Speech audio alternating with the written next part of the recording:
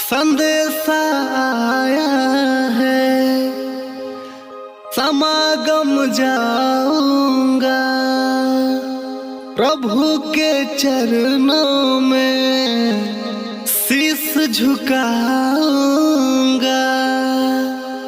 करने प्रभु दीदार चलो,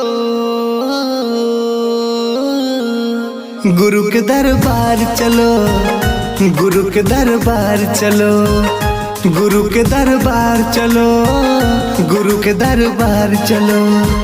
संदेशा आया है, समागम जाऊंगा, प्रभु के चरणों में शीश झुकाऊंगा, करने प्रभु दीदार चलो, गुरु के दरबार चलो।